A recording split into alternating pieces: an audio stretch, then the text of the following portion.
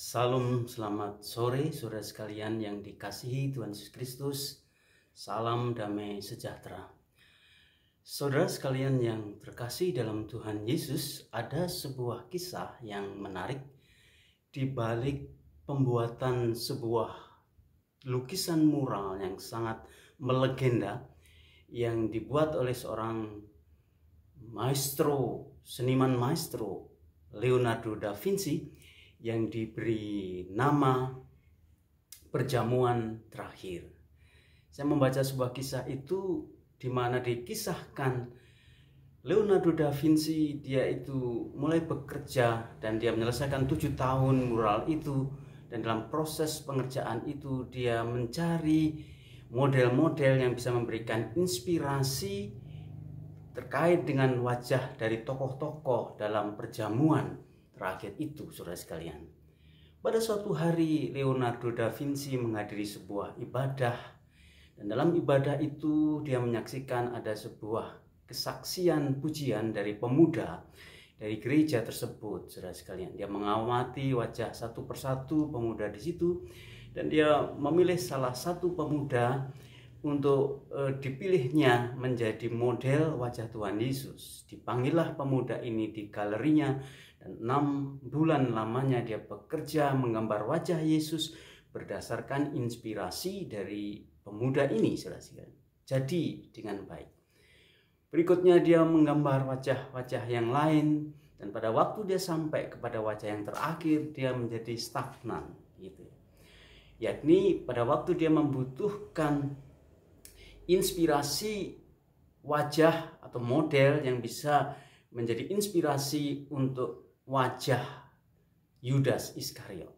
Singkat cerita, saudara sekalian, dia menuju ke sebuah penjara bawah tanah di kota itu, dan dia memilih salah satu narapidana yang dianggapnya cocok untuk menjadi inspirasi wajah dari Yudas Iskariot. Benar, saudara sekalian. Salah satu narapidana di tempat itu diundang di galerinya, dan dia bekerja 6 bulan lamanya sama dan melukis wajah Yudas Iskariot berdasarkan wajah narapidana ini, dengan muka yang sangat mengerikan, rambut yang panjang, dan wajah yang penuh dengan luka-luka torehan. Sudah sekalian, akhirnya selesai. Torehan terakhir, dia mengatakan kepada tentara, silakan dibawa kembali. Sudah sekalian, apa yang terjadi pada waktu tentara membawa dia, narapidana itu, mau dibawa ke penjara kembali, tiba-tiba si narapidana ini meronta, dan dia berbalik berlari dan mendekap Leonardo da Vinci sambil berkata, "Bapak, coba lihat saya, pasti Bapak kenal saya." Leonardo da Vinci memandangi wajah orang ini, dan dia mengatakan, "Saya tidak kenal kamu." Narapidana ini mengatakan, "Bapak, saya adalah model dari gambar Tuhan Yesus yang dulu Bapak pernah lukis itu." Nah, saudara sekalian yang dikasihi Tuhan Yesus Kristus, pada malam hari ini saya ingin mengajak kita semua untuk merenungkan sebuah perenungan malam firman Tuhan yang saya beri judul, Dia memperbaharui dan terus memperbaharui kita. Dia memperbaharui dan terus menerus memperbaharui kita. Nah, saudara sekalian, saya akan mendasari renungan malam pada saat ini dengan membaca. Saya mengajak saudara sekalian membaca dari Injil Yohanes pasal 3 ayat 1 sampai ayat yang ke-21. Yohanes pasal 3 ayat 1 sampai ayat yang ke-21. Saya bacakan firman Tuhan, demikian bunyinya. Adalah seorang Farisi yang bernama Nikodemus, seorang pemimpin agama Yahudi. Ia datang pada waktu malam kepada Yesus dan berkata, "Rabi, kami tahu bahwa engkau datang sebagai guru yang diutus Allah. Sebab tidak ada seorang pun yang dapat mengadakan tanda-tanda yang engkau adakan itu jika Allah tidak menyertainya." Yesus menjawab, katanya, Aku berkata kepadamu, sesungguhnya jika seorang tidak dilahirkan kembali, ia tidak dapat melihat kerajaan Allah. Kata Nikodemus kepadanya, bagaimanakah mungkin seorang dilahirkan kalau ia sudah tua? Dapatkah ia masuk kembali ke dalam rahim ibunya dan dilahirkan lagi? Jawab Yesus, aku berkata kepadamu, sesungguhnya jika seorang tidak dilahirkan dari air dan roh, ia tidak dapat masuk ke dalam kerajaan Allah. Apa yang dilahirkan dari daging adalah daging, dan apa yang dilahirkan dari roh adalah roh. Janganlah engkau heran karena aku berkata kepadamu, kamu harus dilahirkan kembali. Angin bertiup kemana ia mau dan engkau mendengar bunyinya, tetapi engkau tidak tahu dari mana ia datang atau kemana ia pergi. Demikianlah halnya dengan tiap-tiap orang yang lahir dari roh. Nikodemus menjawab katanya, bagaimanakah mungkin hal itu terjadi? Jawab Yesus, engkau adalah pengajar Israel. Engkau adalah pengajar Israel. Dan engkau tidak mengerti hal-hal itu. Aku berkata kepadamu, sesungguhnya kami berkata-kata tentang apa yang kami ketahui dan kami bersaksi tentang apa yang kami lihat. Tetapi kamu tidak menerima kesaksian kami. Kamu tidak percaya waktu aku berkata-kata dengan kamu tentang hal-hal duniawi. Bagaimana kamu akan percaya kalau aku berkata-kata dengan kamu tentang hal-hal surgawi? Tidak ada seorang pun yang telah naik ke surga selain daripada Dia yang telah turun dari surga, yaitu Anak Manusia. Dan sama seperti Musa meninggalkan ular di padang gurun, demikian juga Anak Manusia harus ditinggikan, supaya setiap orang yang percaya kepadanya beroleh hidup yang kekal. Karena begitu besar kasih Allah akan dunia ini, sehingga Ia telah mengaruniakan anaknya yang tunggal, supaya setiap orang yang percaya kepadanya tidak binasa, melainkan beroleh hidup yang kekal. Sebab Allah mengutus anaknya ke dalam dunia bukan untuk menghakimi dunia, melainkan untuk menyelamatkan oleh Dia. Barang siapa percaya kepadanya, ia tidak akan dihukum. Barang siapa tidak percaya, ia telah berada di bawah hukuman, sebab ia tidak percaya dalam nama Anak Tunggal Allah. Dan inilah hukuman itu. Terang telah datang ke dalam dunia, tetapi manusia lebih menyukai kegelapan daripada terang, sebab perbuatan-perbuatan mereka jahat. Sebab barang siapa berbuat jahat membenci terang dan tidak datang kepada terang itu, supaya perbuatan-perbuatannya yang jahat itu tidak nampak. Tetapi barang siapa melakukan yang benar, ia datang kepada terang supaya menjadi nyata bahwa perbuatan-perbuatannya dilakukannya dalam Allah. Saudara sekalian yang dikasihi Tuhan Yesus Kristus, narasi diskusi ini sangat menarik. Karena saya katakan narasi diskusi itu mempertemukan dua tokoh yang sangat sentral. Yang pertama adalah tokoh pemimpin agama. Dan kita tahu agama di dalam masyarakat Yahudi itu menjadi pilar utama. Bait suci, imam, dan upacara-upacara peribadatan, korban. Dan yang datang kepada Tuhan Yesus ini adalah salah satu pemimpin dari majelis keimaman Israel itu. Dan tokoh yang kedua adalah Tuhan Yesus. Jadi tokoh yang pertama mewakili lembaga yang membimbing orang, yang menolong orang, yang menunjukkan jalan kepada manusia untuk bisa masuk surga. Tokoh yang kedua adalah pemilik surga itu sendiri. Sehingga diskusi menjadi begitu menarik.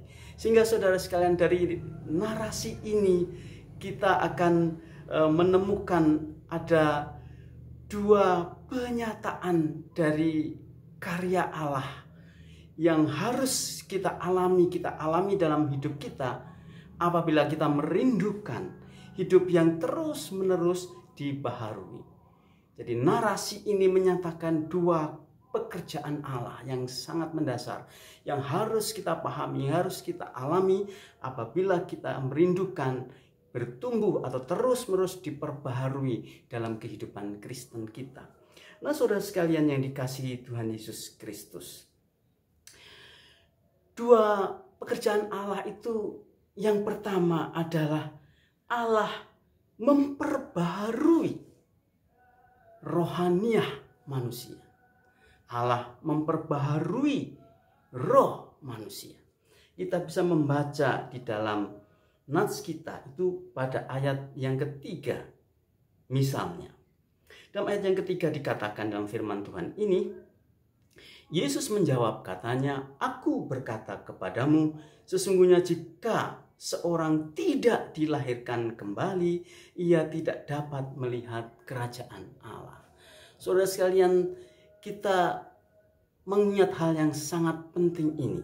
Apa yang ditegaskan oleh Tuhan Yesus sebagai prinsip kekristenan itu, bahwa apa yang dilahirkan oleh daging adalah daging, dan apa yang dilahirkan dari roh adalah roh. Dan saat ini, pada waktu Tuhan Yesus berhadapan dengan pemimpin agama ini, saudara sekalian, dia berbicara mengenai hakikat dari keimanan itu sendiri, yakni hal kelahiran kembali. Saudara sekalian, saya mencoba untuk sedikit menggali pengertian ini, bahwa kata dilahirkan itu di dalam teks Yunani dipakai dalam bentuk aorist subjunctif pasif. Pasif tentunya kita memahami bahwa itu artinya menegaskan bahwa hal itu terjadi di mana manusia tidak memiliki andil sedikit pun untuk mewujudkannya. Jadi hal kelahiran kembali itu manusia dalam keadaan pasif sepasif-pasifnya. Aorist itu artinya adalah sesuatu yang harus terjadi atau yang pasti terjadi di dalam kehidupan seseorang itu. Namun demikian, subjunctif itu mengartikan, membawa mood bahwa ternyata pada waktu Yesus berbicara dengan Nikodemus itu tidak terjadi. Begitu. Nah, saudara sekalian yang dikasihi Tuhan Yesus Kristus, kita melihat prinsip yang sangat penting ini, bahwa kekristenan selalu harus dimulai dengan kelahiran kembali. Dan kelahiran kembali ternyata tidak pernah bisa digapai oleh semua usaha manusia di dalam kerinduannya untuk bersekutu dengan Allah dan kerinduannya untuk masuk dalam kerajaan sorga. Tuhan Yesus menekankan bahwa tanpa kelahiran kembali, maka sebetulnya kehidupan keagamaan manusia belum memiliki makna apa-apa. Saudara sekalian, begitu pentingnya hal kelahiran kembali ini, maka di dalam nats kita melihat Tuhan Yesus berkali-kali mengatakan ini. Dan kalau kita hitung secara sekilas, Tuhan Yesus mengatakan sampai 8 kali kata lahir kembali. Itu artinya bahwa pokok lahir kembali ini menjadi sangat sentral. Dan yang ironisnya, saudara sekalian, pada waktu Yesus berbicara mengenai jantung keimanan itu, Nikodemus yang adalah seorang pemimpin rohani, pemimpin agama, tidak memahami itu. Mengapa, saudara sekalian? Alasannya jelas, bahwa kelahiran kembali tidak pernah bisa dihasilkan oleh agama. Kelahiran kembali hanya bisa dikerjakan oleh Allah di dalam karya Roh Kudus-Nya, di dalam hati manusia. Saudara sekalian, Tuhan Yesus menggambarkan begitu banyak gambaran mengenai realitas ini. Sebetulnya pada waktu Yesus berbicara mengenai kerajaan Allah, seringkali Tuhan Yesus mengkontraskan antara realita tradisi syariat agama dengan kekuatan atau fakta-fakta rohania. Itulah sebab kita menemukan begitu banyak perumpamaan mengenai kerajaan Allah, mengenai hal itu, saudara sekalian. Misalnya, saudara sekalian, Tuhan Yesus menggambarkan kerajaan Allah itu memiliki kekuatan rohaniah yang luar biasa. Sehingga kerajaan Allah itu digambarkan seperti menyerbu, menginvasi seseorang. Dan orang yang mengalami serbuan kerajaan Allah itu, dia mengalami kemerdekaan rohani. Suatu saat, saudara sekalian, diceritakan di dalam Alkitab bahwa murid-murid Yohanes Pembaptis mendatangi Tuhan Yesus, membawa pesan pertanyaan dari Yohanes Pembaptis yang ada dalam penjara. Murid-murid itu membawa pertanyaan kepada Tuhan Yesus, apakah Tuhan Yesus itu Mesias? Atau mereka harus menunggu, Israel harus menunggu orang lain yang datang sebagai Mesias. Lalu Tuhan Yesus menyampaikan banyak hal, dan di situ kita menemukan satu pernyataan yang sangat menarik, yang sangat penting mengenai rahasia rohaniah dari kekristenan itu. Tuhan Yesus mengatakan, dari semua manusia yang pernah dilahirkan dari rahim seorang perempuan, tidak ada yang lebih besar dari Yohanes Pembaptis. Namun yang terkecil dalam kerajaan sorga lebih besar dari Yohanes Pembaptis. Saudara sekalian, ini berbicara mengenai apa?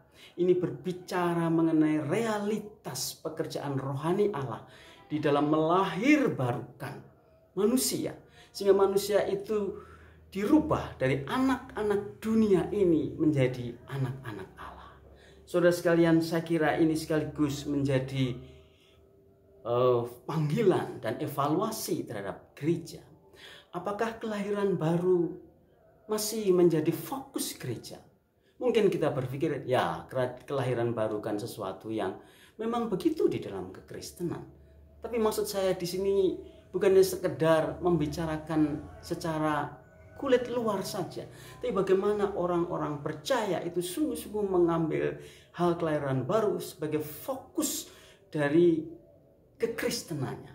Bagaimana orang-orang percaya berusaha mendalami maknanya ini dan berusaha untuk merindukannya, mendoakannya, supaya Roh Kudus bekerja sehingga kelahiran baru itu betul-betul menjadi fakta real dalam kehidupan orang percaya, sehingga orang-orang Kristen betul-betul menjadi anak-anak Allah. Saya menjadi teringat dari pernyataan Martin Luther, tokoh reformator kita. Pada waktu beliau mengatakan gereja harus diperbaharui dari generasi ke generasi. Gereja harus diperbaharui dari generasi ke generasi. Kalau saya berusaha menafsirkan itu, artinya saya merasa kita yang memiliki berkat rohani kelahiran baru, kita yang memiliki harta rohani kelahiran baru, bagaimana kita mewariskan ini dalam suasana kegerejaan kita dan menempatkan kelahiran baru menjadi fokus, menjadi pemikiran, menjadi pergumulan, menjadi aktivitas rohaniah kita, sehingga kelahiran baru betul-betul secara faktual, real dialami oleh saudara-saudara kita, anak-anak kita, saudara-saudara kita, cucu-cucu kita, sehingga mereka mengalami kelahiran baru itu. Kita mohon kepada Roh Kudus supaya Roh Kudus bekerja dan memberikan anugerah ini, supaya orang-orang Kristen tidak menjadi orang Kristen secara agamawi saja, tetapi menjadi orang Kristen yang sungguh-sungguh memiliki persekutuan dan hubungan yang personal dengan Kristus. Saudara sekalian, ini adalah syarat yang pertama.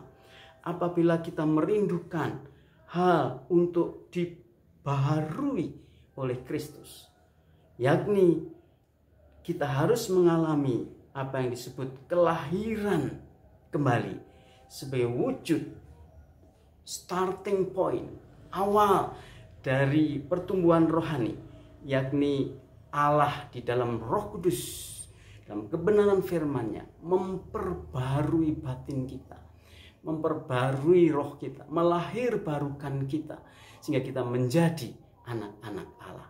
Saudara sekalian, bagaimana kita bisa bicara mengenai pertumbuhan kalau tidak ada kelahiran? Saudara sekalian,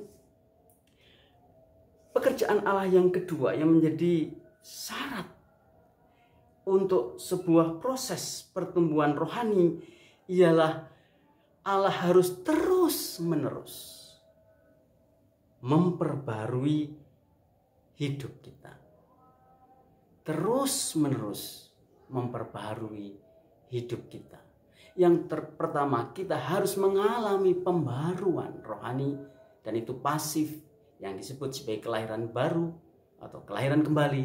Dan yang kedua yang penting adalah kita harus mengalami terus-menerus pembaruan rohani. Ini berbicara mengenai dinamika dan progresivitas kekristenan yang sangat menarik, yang sangat hidup. Mari kita membaca, saudara sekalian, dalam nats kita. Ayat yang ke-12. Kita mulai ayat yang ke-12, saudara sekalian.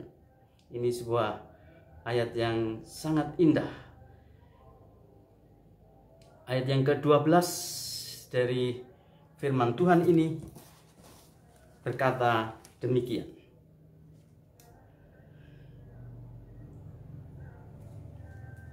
Tidak ada seorang pun yang telah naik ke sorga selain daripada Dia yang telah turun dari sorga, yaitu Anak Manusia. Dan sama seperti Musa meninggikan ular di padang gurun, demikian juga Anak Manusia harus ditinggikan, supaya setiap orang yang percaya kepadanya beroleh hidup yang kekal. Saudara sekalian, hal yang kedua yang menjadi syarat mutlak dari sebuah proses pertumbuhan rohani yang benar, yang sehat, adalah hal percaya kepada Tuhan Yesus Kristus. Yang pertama adalah hal kelahiran kembali, dan yang kedua adalah percaya. Yang pertama, kelahiran kembali ini berbicara mengenai satu kondisi yang sepenuhnya pasif dari sisi manusia. Tapi yang kedua, percaya ini saya mengartikannya dengan pengertian pasif aktif. Mengapa demikian, saudara sekalian? Saya mencoba untuk sedikit menggali juga kata percaya dalam Alkitab itu, di mana kata percaya itu diterjemahkan dari kata pisteo dalam teks bahasa Yunani, yang artinya itu, saudara sekalian, membawa kita kepada sebuah pertanyaan dan keingintahuan yang besar yang menimbulkan rasa penasaran saya. Karena kata pisteo, percaya, itu bisa diartikan dalam bahasa Inggris itu being pursued, atau menjadi terbujuk. Jadi percaya itu bisa diartikan menjadi terbujuk atau dalam keadaan terbujuk. Saudara sekalian yang dikasihi Tuhan Kristus, saya merasa ternyata ini adalah menyatakan sebuah realitas yang faktual dalam kehidupan sehari-hari. Karena apa, saudara?